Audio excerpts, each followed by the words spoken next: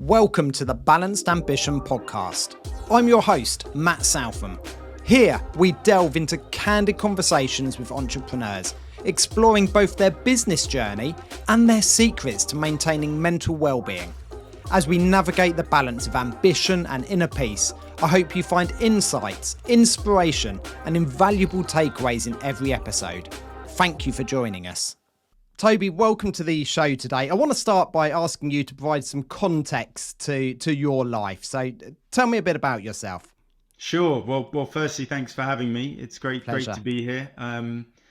So a little bit about me is I am a tech guy, all the way from university, and I have had a full career delivering technology in various guises through an agency that I set up. We did infrastructure and software. We wrote software for all sorts of different organizations, large and small, and had an opportunity a few years ago to think about what I wanted to do with the rest of my career, which for a long time been very concerned about the environment, about social injustice around the world, about what we're doing in nature, and so I wanted to dedicate the rest of my career to having a greater impact on the world. And as it happened, that kind of coincided with becoming a father, and that profound moment where you realize that life is not about you, it's about these little people. And it really led me to direct that impact towards my children.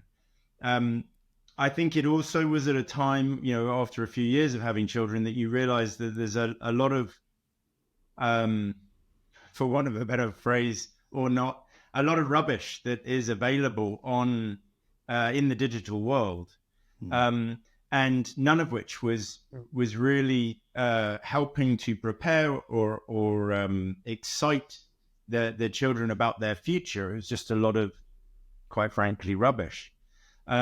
And so, again, as this kind of concerned environmentally, concerned socially, and the fact that a lot of what us adults can consume is from the media and is doom and gloom, and it's we've broken the world, and if we don't do this, we're all going to be in real trouble.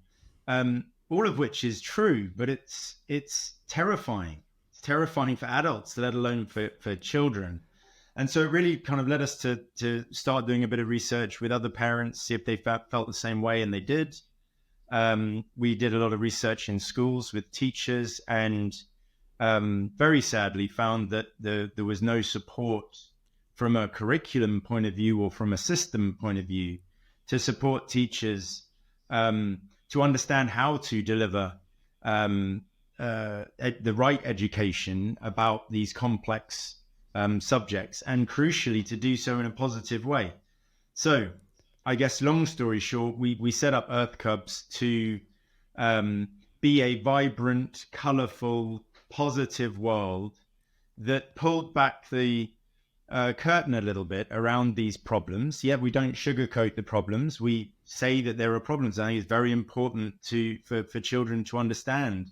But I think we very quickly move on to the plethora, literal tens of thousands of individuals, organizations, even countries now that are putting a hell of a lot of effort into making the world a better place.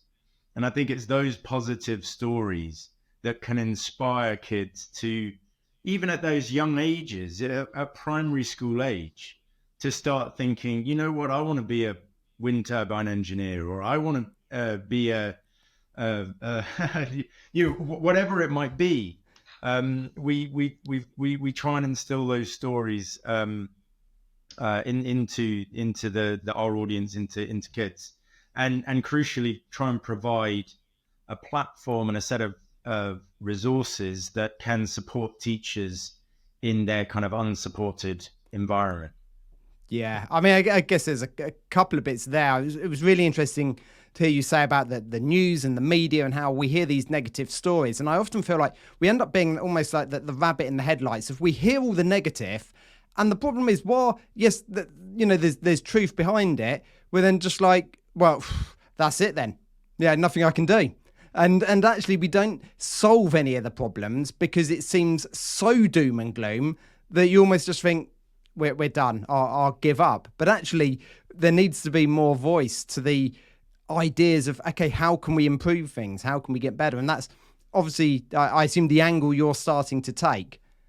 I think you're quite right. And I think I've had so many conversations where, you're at a dinner party with friends or something, and someone brings up the subject of electric cars, and then suddenly there's this assumption that everyone has to immediately go and buy a brand new spanking electric car because that's how they can show that they're doing the right thing. And then it always goes on to, well, the carbon impact of those cars and of even the production process. And my point is I feel like there's this huge pendulum that swings. And it's so easy to hide behind some of these arguments as to what's the right, would you do this or do that, or, and I think the message that I believe very, very strongly, and I've spoken to so many people that are in the kind of sustainability field, even the sustainability education field, that it's not about trying to get the whole world to be perfect, right? And yes, there are certain individuals that will be perfect and fantastic if they can inspire some change in certain directions, and that's wonderful. But actually the real impact will come when we can get 7.5 billion or however many people are on the planet to do something a little bit better. And if we can all just keep on trying to do little things, then the world is gonna change, and we're gonna be in a much better place. So I think that the message of everyone has to be perfect is just never gonna happen, and it's not the right thing to aspire to. But I think be better, learn, get excited about what's behind the curtain. What are these other solutions, and try and be a bit better. Yeah, I agree. I mean, I think, with regard to personal life, and we'll talk about business in a bit, we're starting to see people post a little bit of vulnerability and explaining the story and things like that, but saying, but I'm trying to get better, or I'm moving forward, or so on and so on. But it does seem with the green agenda as such, it's almost like if you start talking about it, people pull you up for being hypocritical because, oh, but you do this, or you flew there, or your car's diesel, and it almost to try and destroy the rest of the good that you're actually doing. But actually we need to start saying, yeah, I'm aware of that, but I'm trying to do this and this, and that long term will change. But at the moment there are these small things we can make a change with, and it's almost like, you're right, people get pulled up, you're either 100% perfect or we're going to destroy your argument, and actually that's not necessarily positive. I totally agree. And I think the biggest problem is that we're all, change is hard. And I think if you're just bringing that back to what we're trying to do at Earth Cubs, if you can instill things early, simple things that, we do start our material does have content about recycling, which we've all heard loads and loads and loads about. It does have, travel less and walk more, but it is those things that start the brain thinking about the knock-on effects of different things. And I think it's not a one article or a one book or a one bit of education solves all. It's a continuous journey, and that's why I think if we start young, and these kids now reach adulthood with it just being exceptionally natural to think first about sustainability in whichever guise it is, then they don't have to change. They're already putting one foot in front of the other in the right way. And if it's anything like what happens in this house, do I try and be perfect with our recycling? I 100% do. Do I mess up every now and then? Probably. Do I get pulled up about it? Yes.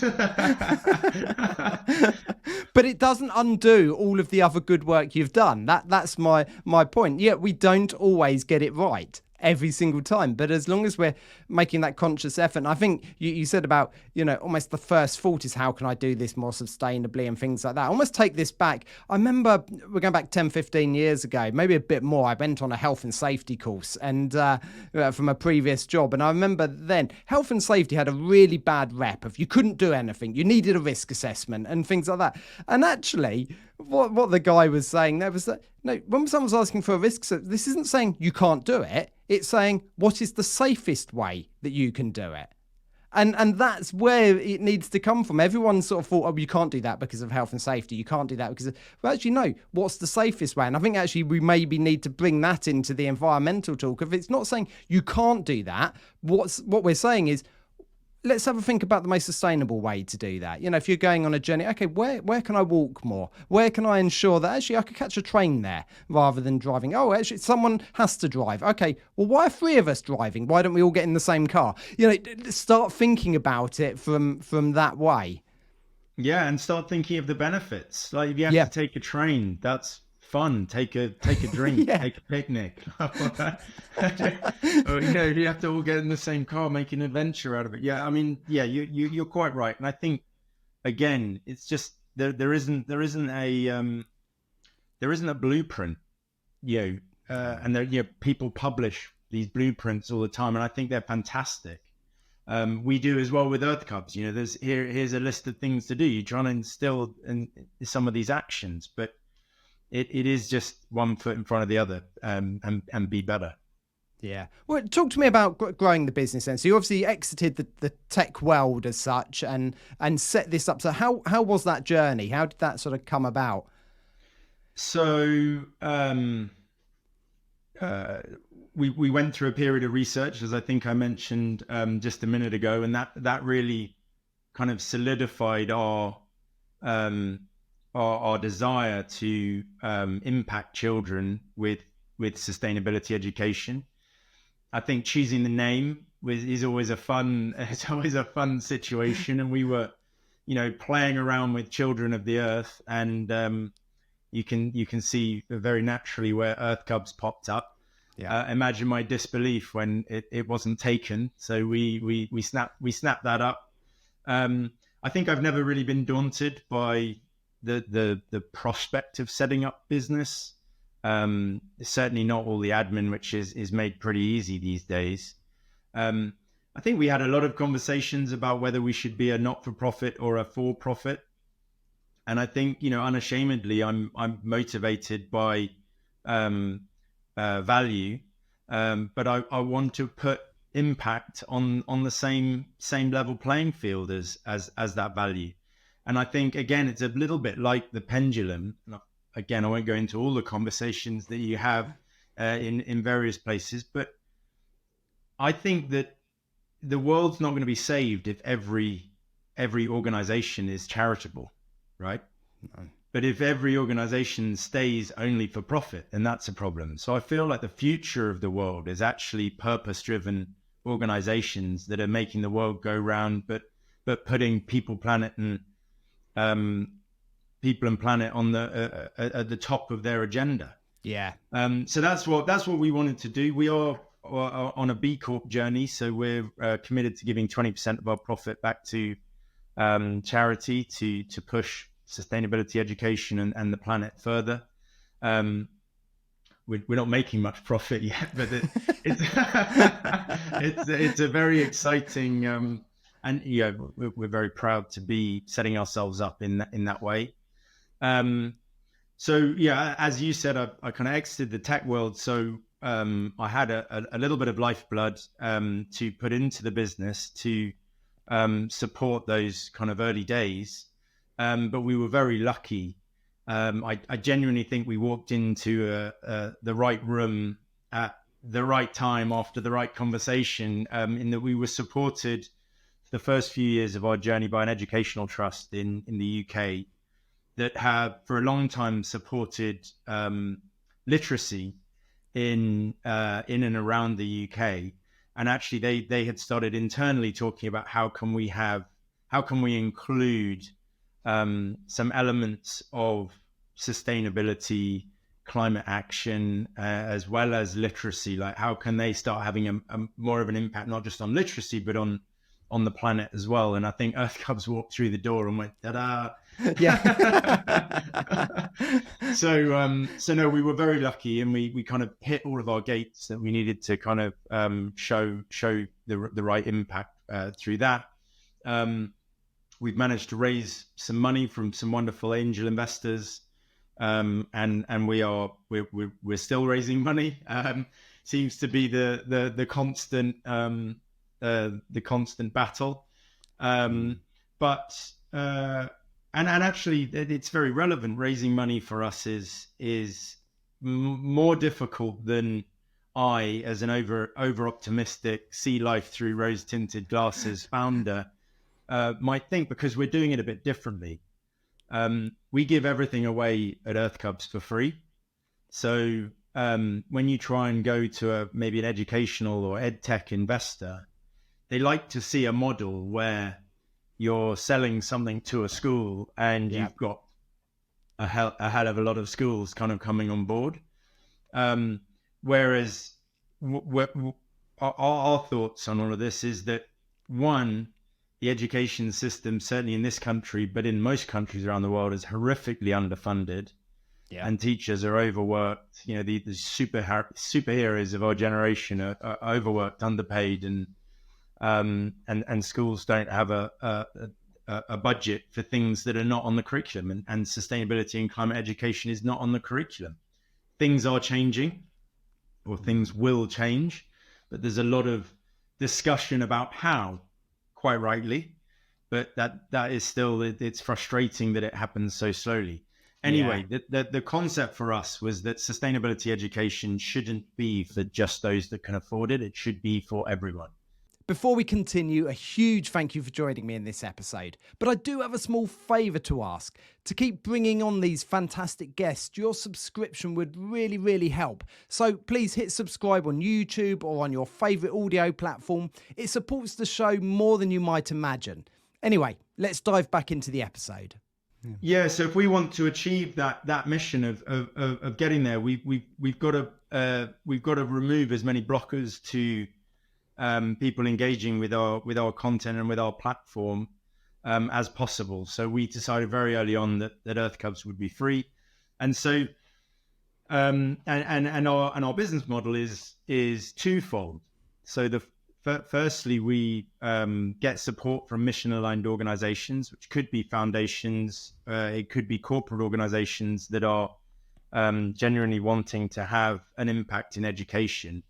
And in return, we support those organizations to achieve their social impact goals, their ESG strategy, and all of that kind of stuff. So, for example, we've been wonderfully supported for a couple of years now by National Grid, and specifically their Grid for Good program, which is trying to increase the size of the grid for more renewable energy. Invariably, they're disrupting some communities with holes in the ground and various bits and pieces, but you know, their hearts are in the right place, and they're doing the right thing. So and then a kind of plethora of other organizations that have supported us along the way.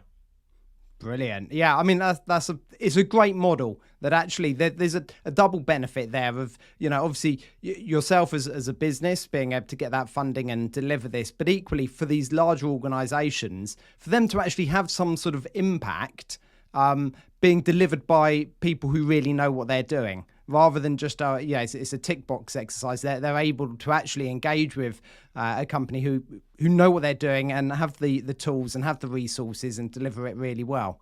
So yeah, it seems like a great model. It's a great model, and actually we support these organizations also to do more volunteering. So there's a horrible stat that I'll get wrong, but there's something like 80 or 90% of organizations have a volunteering program, and it's taken up by about 2% of the organization or something. Wow. You know, so and again, apologies to anyone listening that knows that stat. Yeah. but there's a high number and a low number. Yeah, there's a high number and a low number, and I think it's really sad. And what's nice is that a lot of these big organizations have loads of parents with various age kids, but they're all in communities that have got local schools. And at a minimum, go knock on the door and say, if you need some amazing free resources to help your sustainability education journey, here's Earth Cubs. And as a maximum, they can, we've got all these resources that we've done for volunteers, giving them, the ABCs of how to deliver to a classroom full of kids or an assembly full of kids. And all I can say to anyone that's thinking about doing some volunteering, I can't tell you how rewarding it is. So one, how scary it is when you're about to walk on stage and talk to a room full of young children, but how rewarding it is at the end, because they are putty in your hands. Yeah. And, a lot of the Earth Cubs, we use a lot of humor in the Earth Cubs content. So, a joke about how often a sloth comes down a tree to do a poo and how the poo helps the environment in which, the kind of, gets them going. And then, if they can get to hear a story about what you're doing in your work to make the world a better place, that it's a spark that's in their mind. And it's a really amazing thing to do. So, we do a bit of that as well. Yeah, and I think we will see those generational changes. I mean, I think there's things we probably remember when we were younger, whether it was starting to wear a seatbelt or, now even the idea of smoking indoors seems like a bizarre concept. But I remember going to the pub and everyone smoked indoors. But things change. And I think the earlier we get those conversations going, actually, it will seem more natural in the future, certainly for our children when they're adults. 100%. 100% so agree.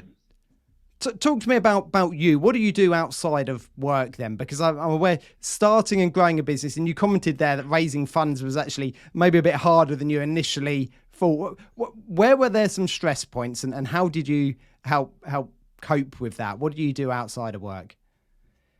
So, I think firstly I'll say that I suffer, and I'll say suffer, from the kind of founder optimism, and subsequently I feel at times like maybe I should be more stressed than I am, but plow on regardless, and is definitely a kind of mantra that has kept me going. So I think kind of wonderfully naturally I suffer from this affliction of optimism, and that helps me through.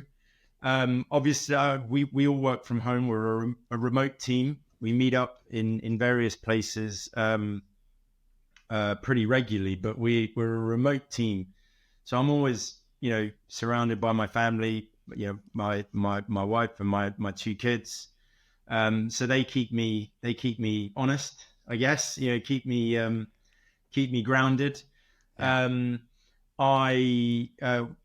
try and do quite a lot of activities, outside. We recently, a couple of years ago, we moved from town in London to the countryside, down near Ashdown Forest of Winnie the Pooh fame. Yeah, I know the area.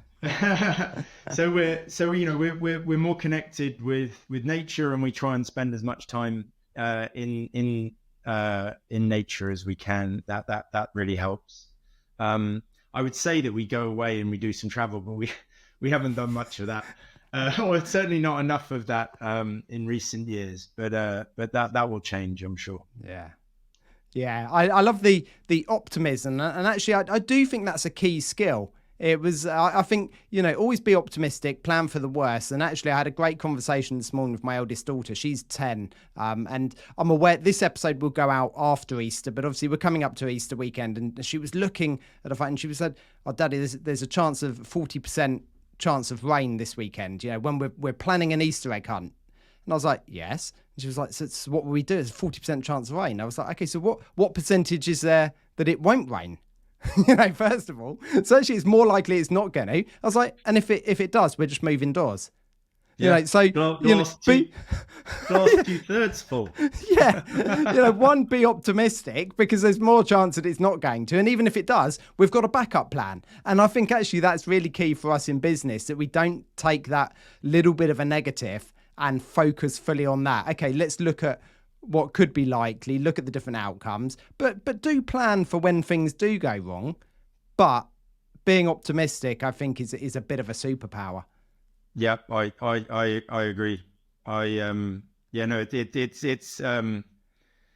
It's done very well for me, through the career, and especially with Earth Cubs. And you asked about some of the stresses. The really the only stress is making sure you've got enough money to keep the lights on before you start. Before the wheels start working or the cogs start working properly.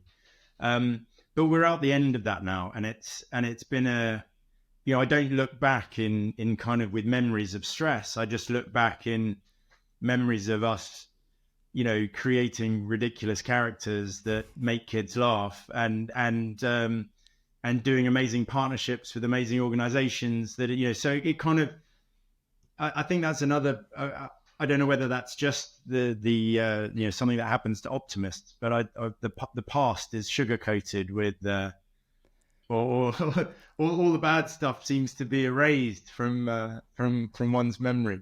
I think that is important as well. I think generally we do look back on the past, on the positives. There will always be negative parts of our life that, trigger us and things like that. But, you still hear people say, oh, the good old days and things like that.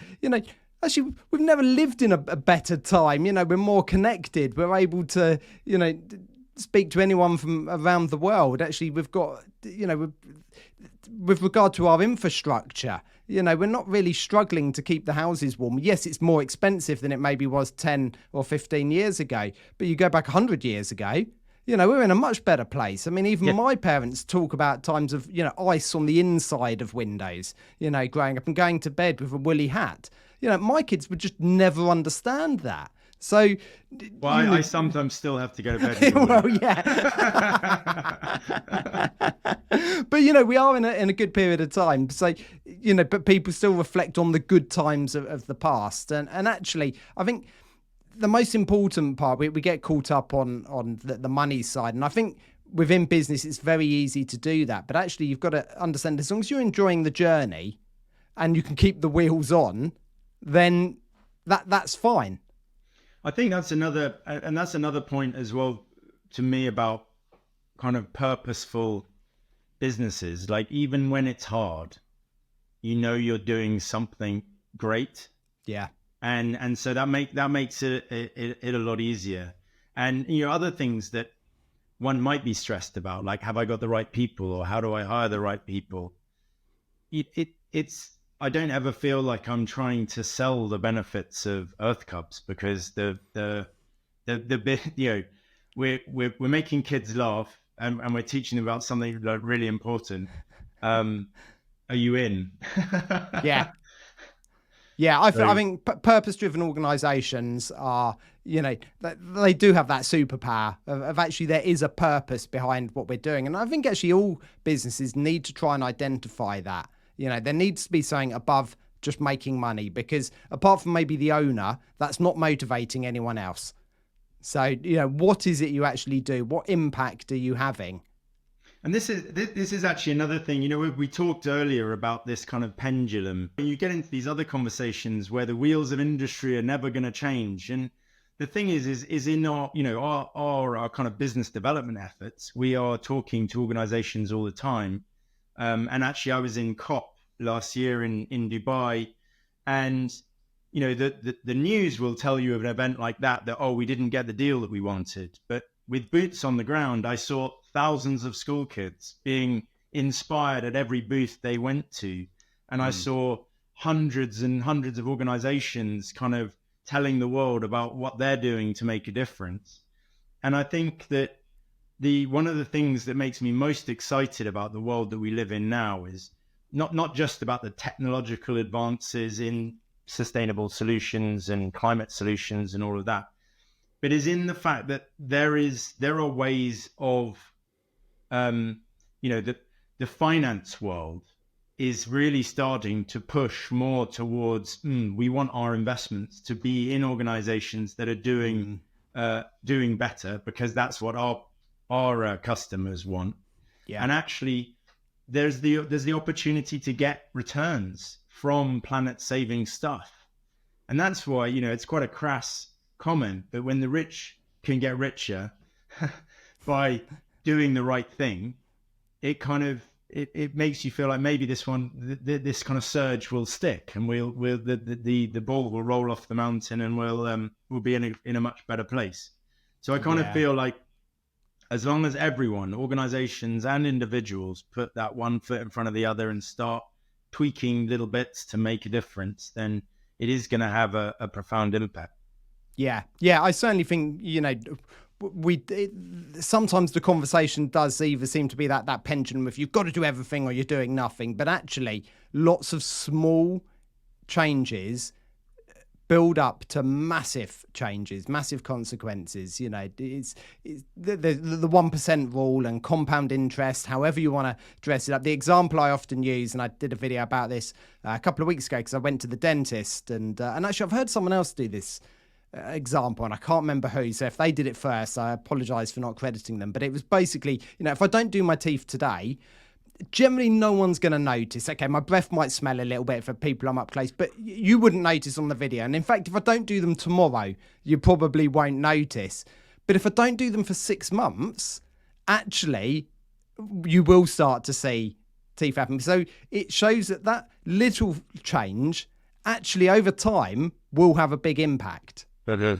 And it's the same, and that's a negative thing, that not doing your teeth, but actually you can make a positive change that doesn't seem like it's done anything. But if you keep doing it, you will make a big impact. I try and do that with press-ups. Yeah. But I don't actually I don't stick to it as much as I'd like to, so I don't see the change. No. But it is, doing small things each day are much better than just going all out one day and then stopping. You say about press-ups, it's much better to do a small number every single day or every other day than to try and do 200 today and then not again for the rest of the month. Build it up. It's definitely the way we have the impact. I've really enjoyed our conversation today, and about sustainability, about growing a business within that field. If someone else was looking to start their own business, what advice would you give to them, having done a startup? So I think it very much depends on the type of startup. So my first business was an agency, and so the costs are not very much because you're selling a skill, you're selling a service, and so you can start small. So if that's something that you've always wanted to do or always thought about, then I just don't waste another breath. Just get involved and back yourself, and you work with little costs until you can get your first money in, and then you can keep iterating and go around it that way. I think if you need to build a product, which is often something that's going to take a bit more time, more people, more money, I'd just as much as focusing on will the market like my product, I would focus on who's going to help me fund this product. So where can I go to get an early partner or an early development partner or something to just make sure that you've secured a bit of the financial backing before, because it might be that you don't necessarily have to go to a kind of angel network with an idea to give a load of equity away for your idea, which is also a fantastic route.